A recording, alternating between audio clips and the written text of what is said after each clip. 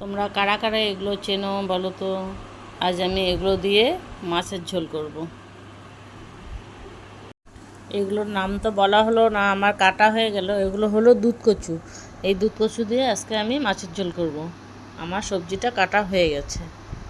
তেলটা গরম হয়েছে, আমি মাছগুলো দিয়ে দেবো, মাছটা ভেজে নেব।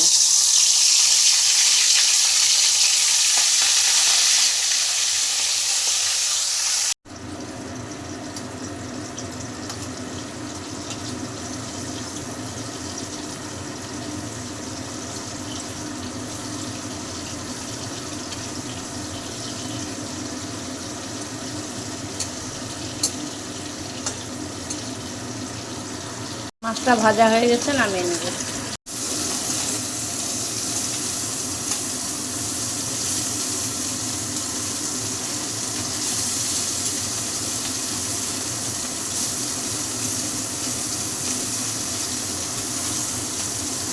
মাছ ভাজার তেলে আমি আর একটু তেল দিয়ে এবার মাছের ঝোলটা বসাবো। আমি সোমবারে কিছুই দিব না, ডাইরেক্ট মশলাটাই দিয়ে দিব। তেলটা ভালো করে গরম হলে আমি মশলাটা দিয়ে দিব।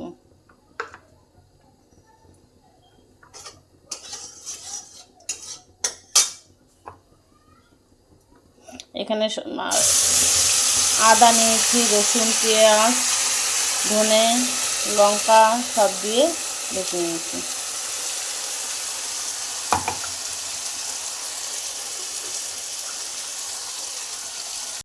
সব মশলাটাই বেটে নিয়েছি, একটু জল দিয়ে দিলাম। এবার একটু কষিয়ে নেব।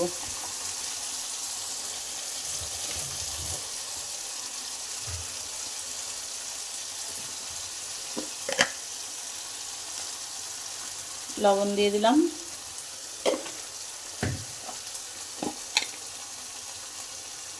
হলুদ দিয়ে দিলাম পরিমাণ মতো।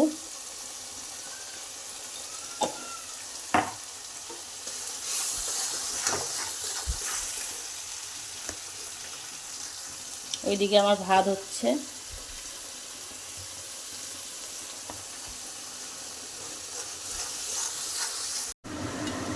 আমি একটা আলু নিয়েছি, আলুটা দিয়ে দেবো। আলুটা তাহলে ভাজাও হয়ে যাবে, সেদ্ধও হয়ে যাবে।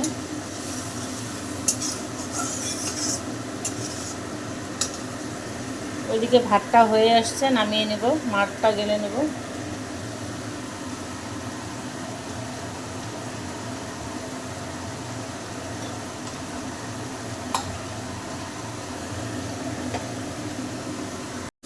আমি আর আলাদা করে আলুটা ভাজিনি, এখানে একবারেই দিয়ে দিলাম।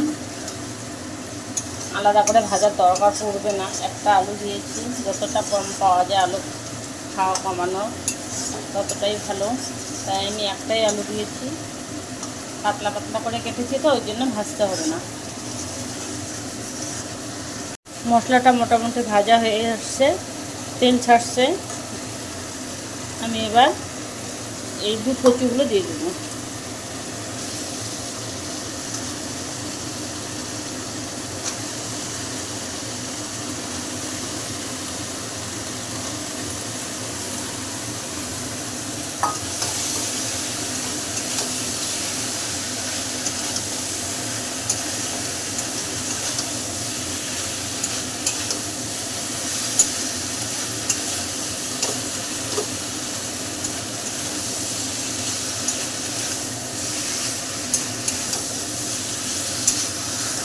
মশলার সঙ্গে দুধ কচুগুলো মোটামুটি কষানো হয়ে গেছে।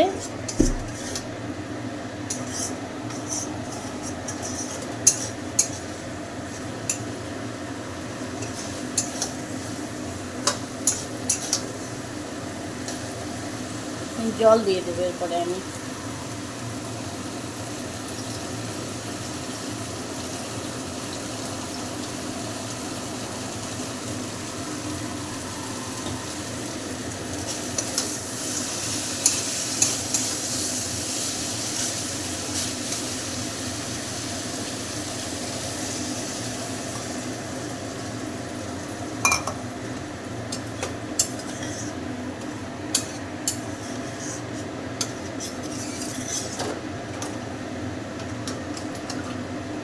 আর একটু জল লাগবে।